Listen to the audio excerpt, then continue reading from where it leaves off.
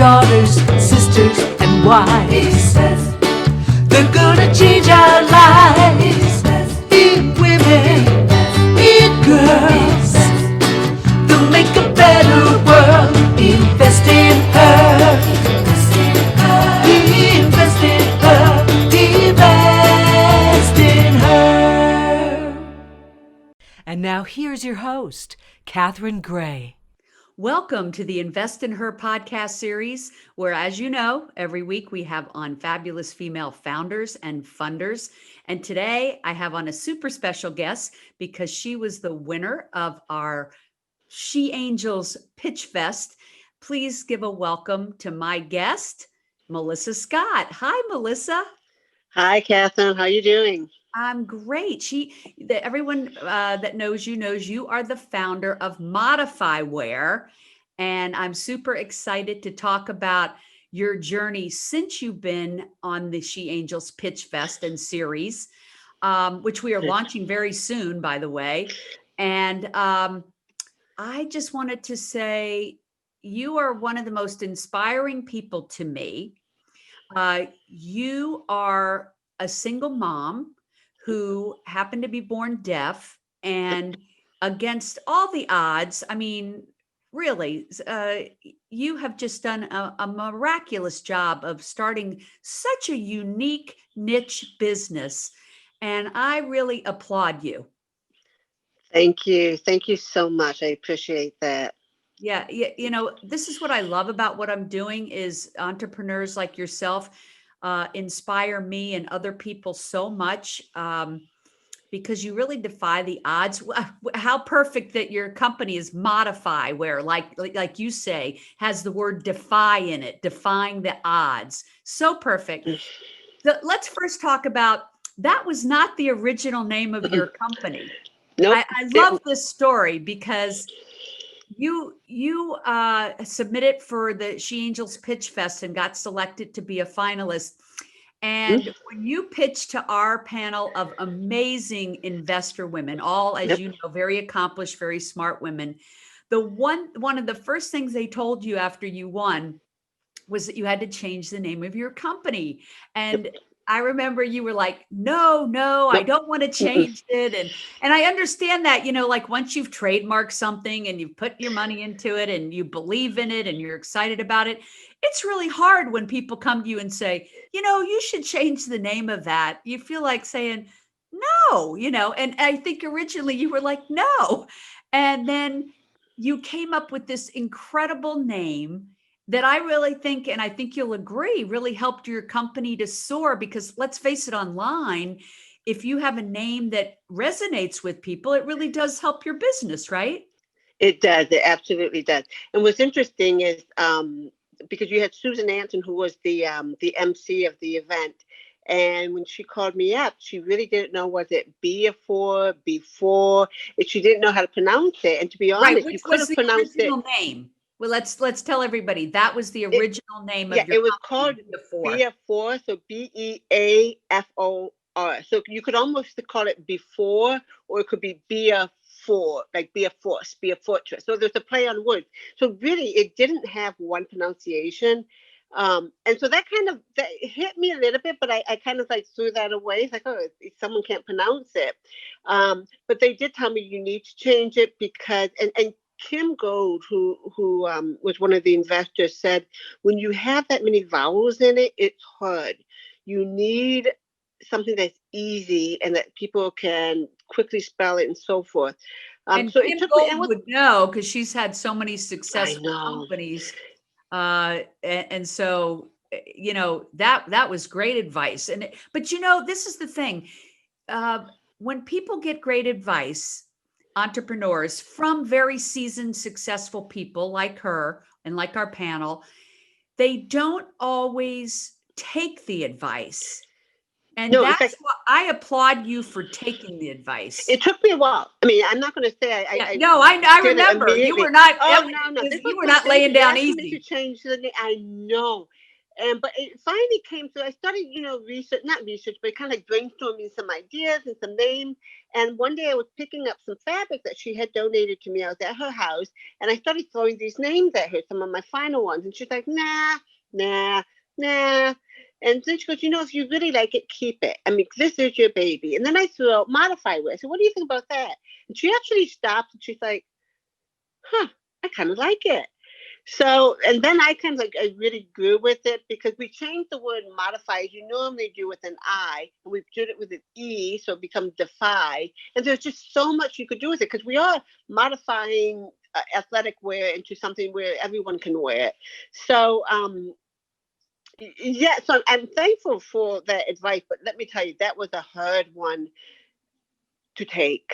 And I remember you were really like, you should change it. You should change it. I was like, oh, I'm not listening to this, but I'm so glad I did because it made things so much easier. And it makes I'm sense. so glad you did too. I love the name. Now, what people don't know is when you applied to our Pitch Fest, like now you have this whole realm of MODEFY wear that's for people that want to be conservatively dressed for sports, which is really cool because it's like you said when you pitched it, there's millions of women that fall into this niche, older women, conservative women, religious women. But the very first thing you had pitched to us was a hijab. Right. And I was like, I don't know how this is going to go over pitching a hijab. And it's like, I felt like it was very niched. And then my committee, all voted for you to be one of the finalists. And I said, okay, I'm open-minded to it. It's very different. And then you won along with artist Pharaoh. I really was surprised that a niche product was so well received by the panelists. I was surprised. But then when I realized that you had all these other products that went under this heading of MODEFYwear, then it made perfect sense to me.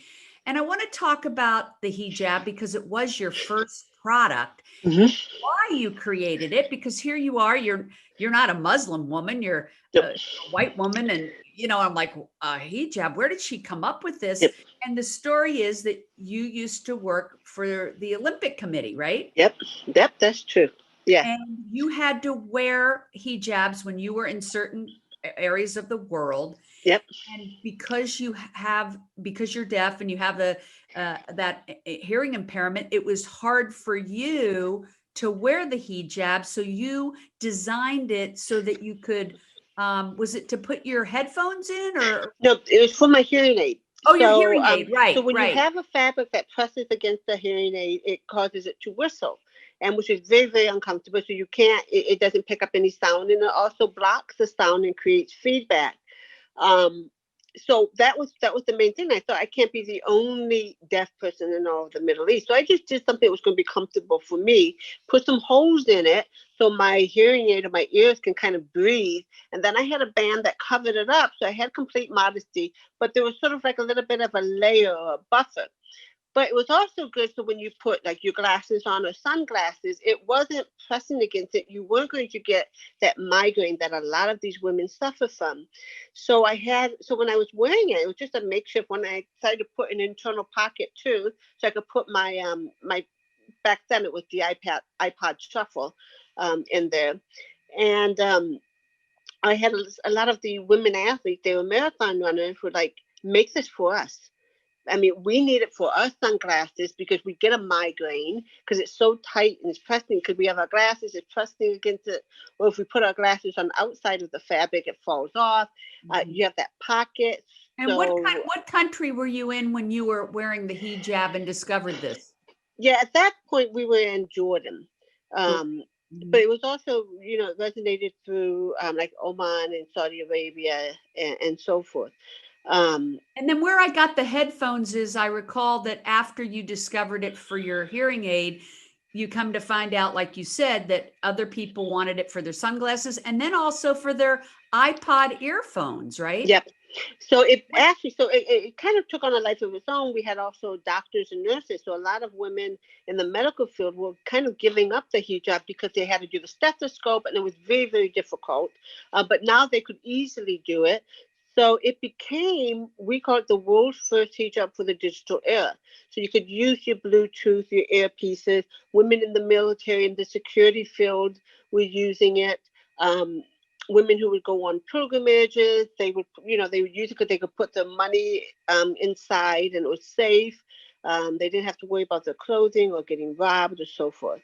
So let me understand this. So it ended up having many usages.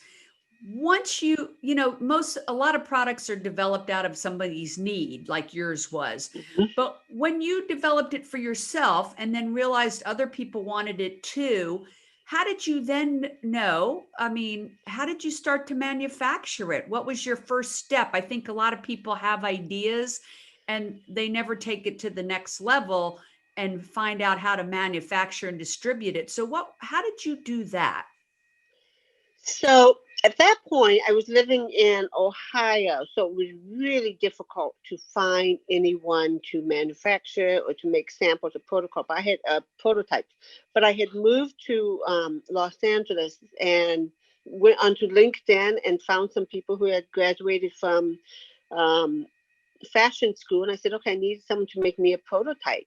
And so just contacting them, working with it, and through there learning about the fabric district, the garment district here in Los Angeles, about the manufacturers, and then just talking to people to get who would do small batches of something so unique. So it's really That just is doing a so lot of groundwork. smart. I want to stop and accentuate that, because if somebody has an idea and needs a prototype, I think that was so smart to go on and LinkedIn and look for someone with the fashion degree that could create the prototype. That was brilliant. Yeah, so you need it because they come up with a pattern and all the things that's needed for the next step. My background is not in garment manufacture or textiles or any of that. So I didn't know what steps were going to be needed. I just assumed, you could just make it if I tell them what they want, but it doesn't work that way. So it was a learning curve for me. Um, but it's something that needs to be done. And so if you have an idea, just find out what your next steps are. Right. And then one thing you had shared with me is that you said, because these successful women on the Pitch Fest panel believed in you and got behind you with funding and mentorship, boosted your confidence. Like, oh, I must really have something here because other smart women are believing in me, right? Yeah, that's a big thing because as an entrepreneur, you really do feel isolated in an island on your own in the middle of the sea. So there's really hard to gauge if what you're doing is a company, is it a business, or is it just a niche product. So it was really difficult. So when I did win the Pitch Fest, it was it changed 180. I mean, in terms of where I knew I needed to go. And sometimes, at that point I had a lot of negative thoughts coming in, like, well, maybe this isn't really what you should be doing, or, it was fun for a while, but this gave me the kick in the butt that I needed. Just like, you know what? Follow your dream. You got to keep doing it. I And love that yeah. advice, because so many entrepreneurs, let's face it, it is not easy. It's hard work, and you got to really be passionate and believe in what you're doing in order to make it happen, because it isn't easy, but it's so rewarding. And it always just makes my heart happy when you tell me that She Angels Pitch Fest and these She Angel women is what motivated you to believe in yourself and keep you going at it. And then you came up with all these other great products. And I want to mention that Kim Gold also donated like $30,000 worth of fabric to you, because Yep. she's been in that industry as well, the clothing industry. And that also was a big boost to launching your business. Absolutely, because the thing with apparel is it's not on order, you have to have inventory behind you. And in order to have that inventory, you have to invest a lot of money. And a lot of manufacturers are not going to make just one-off pieces. They're like, no, you're going to have to make 500 of each and each side. So that's a lot of money that you have to put in there. So the fact that I had some really good high quality fabric that were also performance fabric, that cut out a lot of my cost at first. Because, and that's another thing that's so scary about being an entrepreneur is the money, the investment, not just financially, but energy wise and all of that, that you have to put into this up front before your first order comes in. Is scary. Right, of course. And just to learn all that, the ropes of that is amazing to me. And what I found from doing the Pitch Fest was, yeah, the money is important. It helps people get started, like you're just saying. But the mentorship and the support is also just as important. It's so important to have a village around you so you don't feel like you're on your own. And I know we afterwards brought in coaches like Andrea Quinn Hmm. and Celia Khan to help with finances and um, just several, coaches. I feel like, entrepreneurs try to do everything on their own a lot of times, and that really doesn't work. And it's so important to tap the people around you, family, friends, colleagues, coaches, because you can't do everything yourself, right? I think you'll attest to that. You and I both know that. That is true. And not only that, I think the hardest part also is asking for it. And that was something that you were very good at, is that you're like, well, Melissa, Barbara's really good at this, or Kat Curry's really good with this, and or Kat and Nicole with this. You've got to ask. And it was hard because these are very powerful women and very established in their own rights, and you don't want to bother them or be a bother. But you were good at saying, no, you've got to do that. And so I'm appreciative of that. And so that's something that's very difficult, is asking for that help. Yeah, Andrea Quinn always says that women are not great about asking and receiving. It's a shortcoming of all of ours that we all need to work on for sure. And Mm. one thing I learned from her was that you have to always remember you're not asking for yourself. You're asking for the greater good of creating what your purpose is here on the planet. And you are solving a need. People need it, what it is you are creating. After the hijab, you went on to create, I know, different sportswear, and Mhm. you were featured in Inc. magazine. You won an Yep. award as one of the, what was the award you won with Small and mighty businesses. Small Yeah, and one. Mighty Businesses on the Rise? I love that. And Teen Vogue.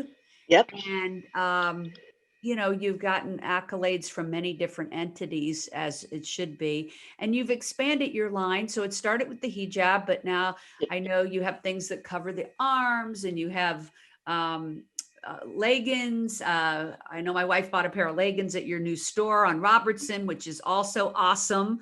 Um, Thanks. so you went to brick and mortar, which is interesting because most people are doing everything online. And I imagine the majority of your business is online, so you can reach people around the world at Yeah. MODEFYwear.com. But also, you did open a brick and mortar store. During COVID. In the During middle of COVID, COVID. right? Are you glad that you did that? I am. I really am, because it is in the heart of the Orthodox Jewish community, and that's another customer base that I really reach out to. And it gets me involved in the community. It gets me to have one-on-one with who my customers are, to find out what's working, what's not working, what their needs are. So I am, because it gives me that face-to-face time that I need. And it's also, once COVID passes, it's a location where I can build my community. We can have events, we can have networking things, we can even have yoga sessions, we can have all sorts of things. So I'm looking forward to that. Right. So, And one of your dreams was to have your products, your sportswear, in the Olympics. And I was so excited when I heard that you got that yeah. contract. Now, this is pre-COVID, so obviously the Olympics have been moved, but you still have that contract, right? Yeah, yes, we do. We're working with quite a few teams now. I mean, it gives us more time that we can buy more time that we can work with other countries and more teams and other athletes. Um, so yeah, that was one of our big dreams, and yeah, we're making it happen. I love that. I love when dreams come true. And I do that was too. a I big do one. too. That That yeah, was huge. That was that was huge. huge. Yeah. Bravo. Yeah. I can't wait Thanks. to be watching the Olympics and Oh, I know. Me too. When it yeah, finally wearing your happens, sportswear. That's going to and be so cool. yeah, to have them cross the finish line in either a hijab or a swimwear or activewear, absolutely.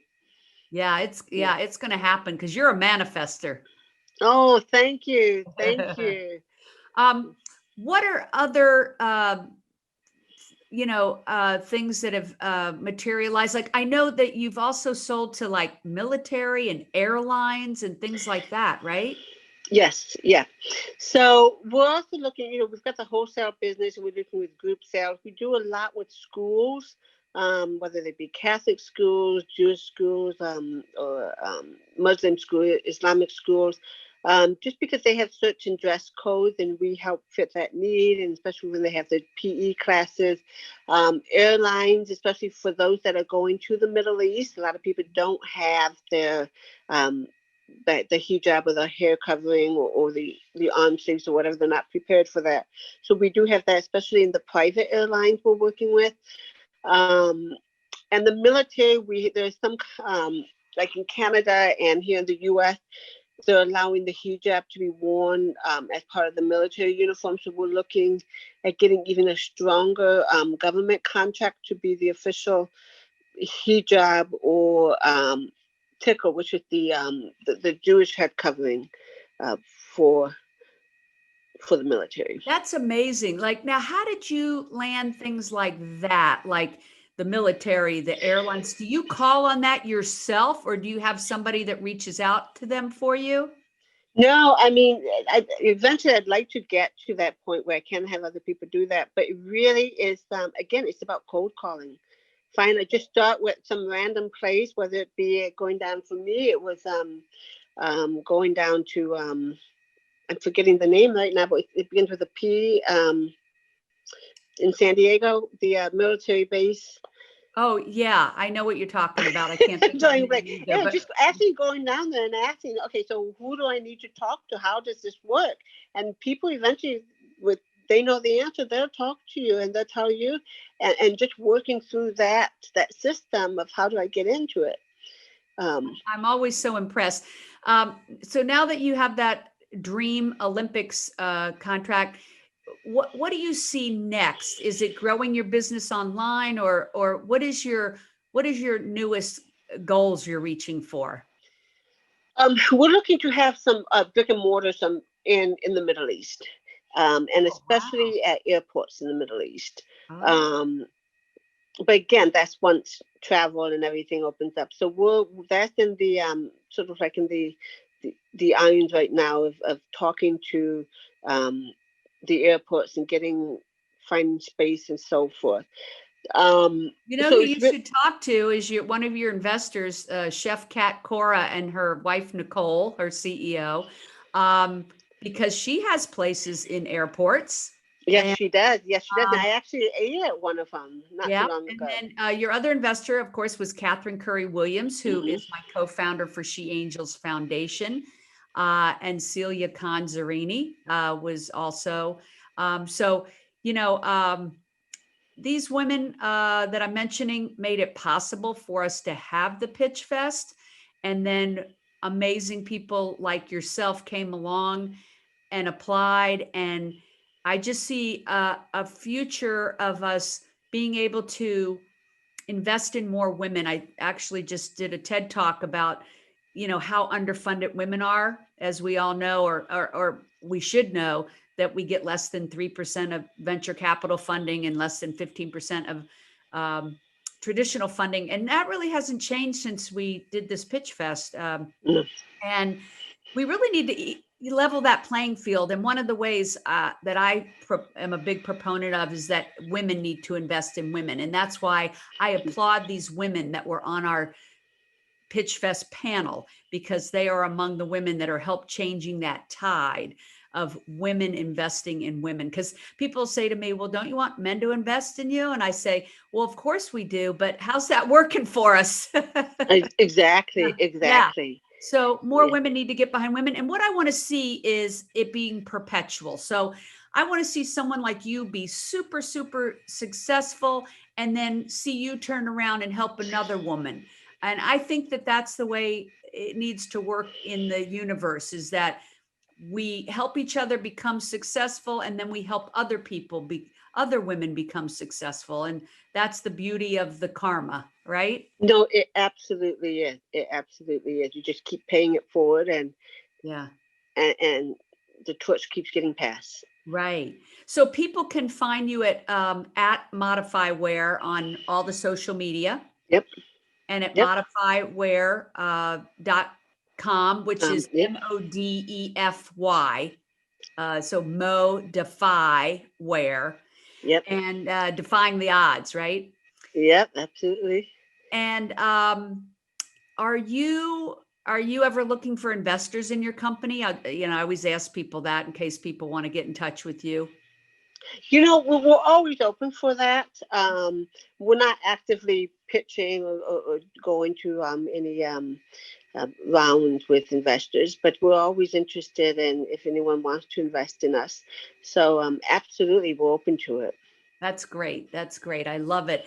And I know Nike's taken some of your ideas and started on that. So you're onto something good when another big company is They're following suit. I know. And Adidas is coming up also with a hijab, and it's like, yeah. I mean, they've got more marketing money, but you know what? We've got the ideas behind it, so we're going to keep it going. And a lot of people want to be with who's first, and they want to support women-owned businesses, and they Yep. want to support the smaller businesses. So, you can't let that scare you, for sure. No, and we know we have a You're better product, fearless. so we're happy with it. Yeah. So please look for Melissa Scott's MODEFYwear online, and be sure to follow us, of course, at She Angels. We have the She Angels series that's coming out on YouTube. In fact, it'll probably be out at the time that we air this, which is very exciting. So people can also look for the She Angels pilot series. It's very exciting. It follows the journeys of Melissa and the other winner artists that are out. And I think you're going to enjoy it, because you get to see their journey, which is a great one. And I certainly look forward to seeing your future journey. And I'm your biggest cheerleader, so I'm going to keep cheering you on. Absolutely. Yep. I'm looking forward to that too. Yep. I'm going to keep following you and keep giving updates, and everybody can watch your amazing journey. And you just keep doing what you're doing and keep making the world a better place, Melissa. Thank you. Thank you so much, Catherine. Everybody, you remember to invest in her and make it a great week. Live your dreams, and just make it a great day. Be fearless and seize the moment. All right. Make it a great week, everybody. Thanks, Melissa. Take care. Thank you. Bye.